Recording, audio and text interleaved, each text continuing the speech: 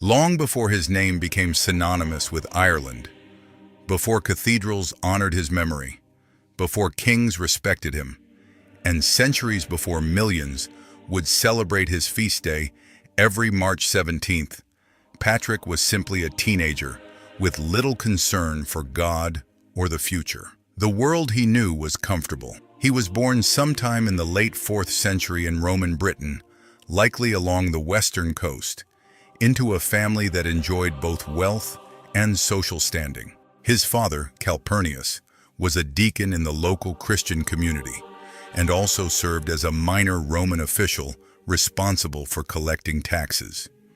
His grandfather had been a priest.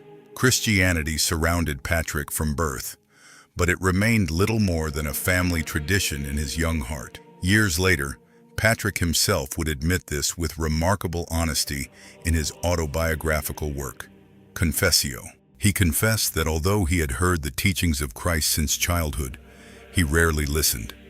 His faith was shallow, inherited rather than personal. Like many teenagers, he believed difficult days belonged to other people. His family's estate was peaceful. Merchants traveled the Roman roads carrying goods from distant provinces. Soldiers patrolled the borders, giving the illusion that civilization was secure. Although occasional raids threatened the coast, most families believed they would never become victims.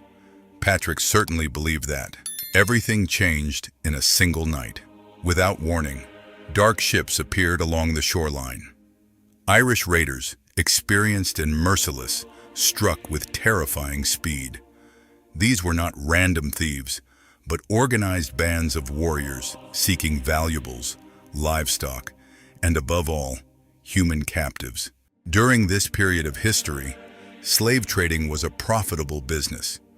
Young men and women could be sold across the Irish Sea for years of forced labor. Flames quickly spread through the village. The peaceful sounds of ordinary life were replaced by screams. Doors were broken open. Families were torn apart.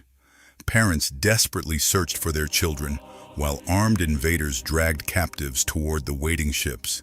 Patrick had no chance to prepare. One moment he was living the ordinary life of a privileged Roman Briton. The next, rough hands seized him. He fought. He shouted. But he was only 16 years old. Bound alongside countless other prisoners, Patrick watched his homeland disappear beyond the horizon as the ship cut through the freezing waters of the Irish Sea. No one knew whether they would survive the journey. Some captives cried continuously. Others sat in complete silence. The cold wind whipped across the deck while waves crashed against the wooden hull. Every mile carried Patrick farther from everything he had ever known. Fear slowly replaced hope. When the ship finally reached Ireland, the nightmare only deepened. Patrick was brought to a slave market. Like an animal at auction, he was inspected by strangers who cared nothing about his name, his family, or his future. Buyers examined the captives for strength and endurance. Healthy young men were especially valuable because they could perform years of demanding physical labor. Eventually, Patrick was purchased by a local chieftain named Milioch, who owned land in the northern region of Ireland, traditionally associated with present-day County Antrim. That transaction erased his former identity. He was no longer the son of Calpurnius. He was property. His new master assigned him one lonely responsibility. He would tend sheep in the remote hills. At first glance, shepherding seemed less brutal than working in fields or mines. The reality was very different. Patrick spent his days almost entirely alone. The rugged Irish landscape was beautiful, but it was also unforgiving. Rolling green hills stretched endlessly beneath gray skies. Dense forests covered distant valleys. Thick fog often concealed dangerous cliffs. Cold rains seemed to fall without end. The winters were bitter. The summers were damp. There were nights when icy winds cut through his clothing so sharply that sleep became impossible. Food was limited. Warm shelter was rare, The sheep became his only companions. Hour after hour, day after day, Patrick wandered the mountains watching over the flock, constantly alert for wolves, thieves, or animals that might wander away. Silence became his closest companion. It was a silence unlike anything he had ever experienced. No conversations, no family, no familiar voices, only the endless sound of wind moving across the hills. For many people, such isolation would have led only to despair. Patrick nearly reached that point. He later admitted that loneliness consumed him. The pain of separation from his family felt unbearable. There was no reason to believe anyone would ever rescue him. The Roman Empire was far away. His captors had no intention of releasing him. Every sunrise looked exactly like the one before. Every sunset reminded him that another day of slavery had passed. Yet something unexpected began happening inside him. With nothing left to depend upon, Patrick slowly turned toward the God he had ignored throughout his childhood. There were no churches on the hills, no priests, no congregation, no sacred music, only a young slave speaking into the empty air. His prayers began as desperate cries. Sometimes he begged for rescue. Sometimes he simply asked for the strength to survive another freezing night. Gradually, those prayers changed. They became conversations. Patrick later wrote that he prayed constantly. Sometimes he prayed as many as 100 times during the day and almost as many during the night. As incredible as that sounds, the endless hours of shepherding gave him abundant time to meditate. Walking behind the sheep, he reflected on every lesson he had once ignored. The scriptures he barely remembered from childhood slowly returned to his mind. The words gained new meaning because suffering had become his teacher. His heart, once indifferent, awakened. The mountains that had imprisoned his body became the place where his soul found freedom. The seasons passed one after another. Spring covered the valleys with green. Summer brought longer days, but little comfort. Autumn painted the hills in fading colors before relentless rains returned. Winter froze the earth once again. 6 years slipped by. Patrick was no longer the frightened teenager who had arrived in chains. The hardship had shaped him into someone entirely different. His body had grown stronger through labor. His mind had become disciplined through solitude. His faith had become unshakable through constant prayer. Then, after 6 long years of captivity, something happened that Patrick never forgot for the rest of his life. One night while asleep, he experienced what he firmly believed was a message from God. He heard a voice. It did not shout. It spoke calmly with complete authority. "Your fasting is over. Your ship is ready." Patrick awoke immediately. The words echoed in his mind. There was no harbor nearby, no ship waiting in sight. Nothing around him suggested escape was possible. Yet the certainty within him was overwhelming. He believed he had received divine instruction. Remaining where he was no longer seemed possible. At the first opportunity, Patrick fled. He left the flock behind and began an extraordinary journey through hostile territory. He had no map, no escort, very little food. Every road presented danger. Irish tribal lands were unfamiliar, and an escaped slave could be captured almost anywhere. Travelers were expected to explain who they were and where they came from. Patrick had neither protection nor status. For days he pressed forward, crossing rivers, climbing hills, sleeping outdoors, and avoiding anyone who might recognize him. The distance he traveled has traditionally been estimated at nearly 200 miles, over 300 kilometers. It was an astonishing feat for a man traveling alone through a land where he had once been considered nothing more than someone else's property. Each step carried him farther from slavery. Each mile tested whether the mysterious voice he had heard had truly spoken the truth. Eventually, exhausted, hungry, and physically worn down after his long journey, Patrick reached the coast. Before him lay the sea that had stolen his freedom 6 years earlier. Somewhere beyond those cold waters waited the home he had not seen since childhood. But between him and that hope stood one final obstacle. Had you ever heard of St. Patrick before today? Have you or anyone you know ever received a blessing, a miracle, or the intercession of St. Patrick? Write it down in the comments below. I read every single one of your comments, and I'll leave a heart on yours. If this story warms your heart, don't forget to leave a like, subscribe to the channel, and share it with your friends and family so they can strengthen their faith too. The saints were forgotten once, and together we will never let that happen again. The return to the land of his captors. The shoreline of Britain should have marked the end of Patrick's suffering. After 6 long years of slavery, endless winters in the Irish hills, and a perilous journey across hostile territory, he had finally escaped. The sea that had once carried him away in chains had now delivered him back to the land of his birth. For the first time in years, he was no longer a slave. His family could scarcely believe their eyes. The teenage son they had mourned as dead suddenly stood before them again, not as the carefree boy they remembered, but as a hardened young man whose face bore the marks of suffering. His clothes were worn. His body was lean from years of labor. The confidence of youth had been replaced by quiet humility.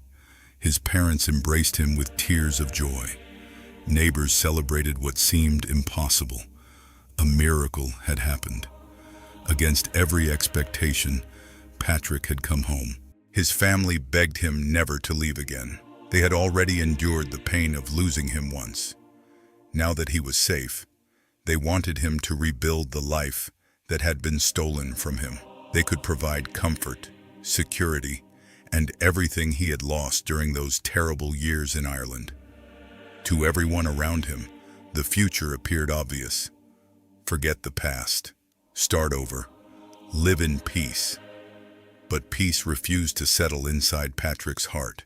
Although his body had returned home, his thoughts continually wandered back across the Irish Sea. The faces of the shepherds, the rugged mountains, the cold winds sweeping across lonely valleys. Even the language he had learned as a slave echoed in his memory. He could not erase Ireland from his soul. During the years that followed, Patrick devoted himself to studying the Christian faith with a seriousness he had never known before. The boy who once ignored every sermon now hungered to understand Scripture. He spent years learning under experienced church leaders, most likely in Gaul, modern-day France, where some of the greatest Christian schools of the era flourished. Historians believe he studied under Saint Germanus of Auxerre, one of the most respected bishops of his generation. Patrick was no longer simply seeking knowledge. He was searching for purpose. Every lesson seemed connected to something far greater than himself. Then came the experience that would forever alter the course of his life. One night, while sleeping, Patrick had another extraordinary vision. Unlike the mysterious voice that had guided his escape from slavery, this vision was filled with faces. He later described it in his own words in the Confessio. He saw a man arriving from Ireland carrying countless letters. The man's name, Patrick wrote, was Victoricus. One of those letters was placed into his hands. Across its surface were written the words, "The Voice of the Irish." As Patrick began to read, something astonishing happened. The written words disappeared. Instead, he heard voices, thousands of voices, children, young men, women, entire communities crying out together from the forests where he had once watched sheep alone. Their plea echoed with heartbreaking urgency. "We beg you, holy servant, come and walk among us once more." Patrick awoke trembling. The room was silent, yet the cry still echoed in his heart. It made no logical sense. Ireland had kidnapped him. Ireland had enslaved him. Ireland had stolen 6 years of his youth. Every natural instinct should have filled him with resentment. Instead, he felt compassion. It was a compassion so overwhelming that he struggled to explain it even decades later. The people he had once feared no longer appeared as enemies. They appeared as souls. Many had never heard the gospel in a way they could understand. Many still lived according to ancient pagan traditions passed down through generations. Patrick realized something extraordinary. God was not asking him to forget Ireland. God was asking him to forgive it. Such forgiveness defied human reasoning. His family certainly did not understand. Friends questioned his judgment. Some probably thought the trauma of slavery had damaged his mind. Who willingly returns to the place where they were beaten, humiliated, and sold like livestock? Who chooses to face the people responsible for years of suffering? Patrick did, not immediately. The church required years of preparation before entrusting anyone with missionary responsibility. Patrick continued studying theology, scripture, pastoral care, and church discipline. He matured spiritually and intellectually, while developing the character needed to lead others. Eventually, he was ordained as a deacon. Later, he became a priest. Finally, after years of formation, he was consecrated as a bishop. Around the year AD 432, Patrick received the mission that had already been burning within his heart for years. He would return to Ireland, this time not as a frightened captive, but as a messenger of Christ. The voyage across the Irish Sea must have stirred memories almost impossible to describe. Every wave reminded him of the terrible journey he had made as a teenage slave. Every gust of cold wind carried echoes of fear. Yet this crossing was completely different. Years earlier, he had been bound with ropes. Now he traveled freely. Years earlier, he had crossed the sea with despair. Now he carried hope. As the coast of Ireland appeared once again on the horizon, Patrick was looking at the same island through entirely different eyes. He no longer saw only the land of his suffering. He saw the people he believed God loved. Ireland during the 5th century was unlike the Romanized Britain Patrick had left behind. The island was divided into numerous tribal kingdoms, each ruled by local chieftains or kings whose authority depended upon loyalty, warfare, and ancient customs. There were no large Roman cities, no imperial government, no organized infrastructure connecting the island. Power rested in family alliances and warrior culture. Religion was equally complex. The spiritual life of Ireland revolved around the Druids, influential religious leaders who served not only as priests, but also as judges, scholars, physicians, poets, and advisors to kings. They preserved oral traditions, interpreted omens, performed sacred rituals, and exercised tremendous influence over political decisions. Many ordinary people believed the Druids possessed supernatural knowledge. To challenge their authority was to challenge the very foundation of Irish society. Patrick understood the danger immediately. He was not entering empty territory, waiting to be converted. He was stepping into a civilization with deeply rooted beliefs that had existed for centuries. Every conversation carried risk. Every sermon challenged established traditions. Every conversion could provoke powerful opposition. Yet Patrick did not arrive carrying weapons. He brought no army, no political power, no wealth.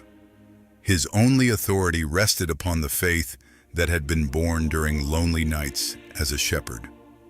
One of the defining moments of his mission came during the celebration of Easter. According to long-standing tradition, High King Laogaire was preparing a major pagan festival at Tara, the ceremonial heart of Ireland. A royal decree ordered that no fire throughout the land could be lit before the king's sacred ceremonial flame. The command symbolized the king's supreme authority. Violating it was considered an act of open defiance. Patrick deliberately chose that very night to light the paschal fire on the nearby hill of Slane. As darkness spread across the countryside, Flames suddenly rose into the night sky. The brilliant light could be seen for miles. Messengers rushed to inform the king. The royal court erupted in alarm. The Druids reportedly warned that if this fire were not extinguished immediately, it would spread across Ireland in ways no earthly power could stop. Whether every detail of the tradition unfolded exactly as later generations described remains uncertain. What history makes clear is that Patrick openly confronted the religious establishment from the very beginning of his mission. He did not hide. He did not compromise his convictions. He stood before rulers who possessed the power to imprison or execute him. And despite every reason to fear, he refused to let the light before him be extinguished. The exorcism of an island and the legend of the Shamrock. Patrick soon realized that changing Ireland would require far more than courage. The island's ancient traditions had been woven into every part of daily life for generations. Every sacred grove, every seasonal festival, every tribal gathering carried echoes of beliefs older than anyone could remember. The Druids were not merely religious leaders. They were guardians of history, judges of disputes, advisors to kings, healers, poets, and keepers of an oral tradition that stretched back centuries. Patrick was not entering a spiritual vacuum. He was confronting an entire worldview. Many missionaries might have relied on endless theological arguments or attempted to force change through political influence. Patrick chose another path. He spoke with patience. He listened before he preached. He learned the customs of the people he served and used familiar images from their own world to explain the Christian faith. Instead of destroying every tradition he encountered, he sought to transform what could point people toward Christ. That approach slowly opened doors that violence never could. Village after village, people gathered to hear the former slave speak. Some came out of curiosity, others came to challenge him. Many expected another foreign preacher who knew nothing about Ireland. Instead, they met a man who spoke their language, a man who understood their fears, a man who knew their hills, their storms, and the loneliness of their countryside because he had once lived among them as one of their own captives. Patrick never forgot those 6 years. Rather than becoming a source of bitterness, they became the bridge that connected him to the Irish people. He understood their humor, their hospitality, their courage, their fierce loyalty to family. Most importantly, he understood their hearts. Even so, his mission was never easy. Many tribal leaders welcomed him. Others threatened him. According to Patrick's own writings, there were times when powerful men seized him, stole his possessions, or considered putting him to death. He admitted that he often lived with uncertainty. Each journey into a new territory could become his last. Yet fear no longer ruled him. The lonely shepherd who had once prayed beneath freezing skies had learned to trust God more than his circumstances. Among the countless stories associated with Patrick, none became more famous than the legend of the snakes. For centuries, children have heard that Patrick stood upon an Irish mountain during a 40-day fast when venomous snakes suddenly surrounded him. According to the story, he raised his staff and commanded every serpent to leave the island. The snakes slithered toward the cliffs and disappeared forever into the sea. The image became one of the most recognizable legends in Christian history. Paintings depicted serpents fleeing before the saint. Songs celebrated the miracle. Generations accepted the story without question. Yet centuries later, scientists uncovered something remarkable. Geological evidence revealed that Ireland had no native snakes after the last ice age. As glaciers melted thousands of years before Patrick's birth, rising sea levels isolated Ireland from mainland Europe before snakes could ever repopulate the island. In other words, there were no snakes for Patrick to drive away. Did that mean the legend was false? Not necessarily. Many historians and theologians believe the story was never intended as a lesson about reptiles. It was a powerful symbol. Throughout Scripture, serpents often represent evil, temptation, idolatry, and spiritual darkness. The snakes Patrick expelled may have represented something far greater than literal animals. They symbolize the old pagan practices that had held Ireland captive for generations. Ancient rituals, fear-driven superstitions, practices connected to the worship of multiple gods. The spiritual oppression that many Christians believed had clouded the island for centuries. Patrick did not cast reptiles into the sea. He confronted darkness with light, patiently, year after year, soul after soul. His greatest victories were rarely dramatic. They occurred quietly, a family choosing baptism, a village abandoning violence, a tribal leader protecting Christians instead of persecuting them, a former pagan becoming a priest. The transformation happened gradually, but its effects reached every corner of the island. Another tradition tells of Patrick climbing Croagh Patrick, a rugged mountain overlooking Ireland's western coast. According to legend, he spent 40 days and 40 nights there in fasting and prayer, echoing Moses on Mount Sinai and Christ in the wilderness. The climb itself was exhausting. Steep rocks, relentless winds, and unpredictable weather turned every step into a struggle. At the summit, Patrick prayed not only for himself, but for the future of Ireland. Whether every detail of the legend occurred exactly as later generations described remains uncertain. What is certain is that Patrick frequently withdrew into solitude to pray. The habit had begun during slavery. It never left him. The mountains that had once witnessed his suffering now became places of communion with God. Perhaps no symbol associated with Patrick has endured longer than the humble shamrock. The story has been repeated for centuries.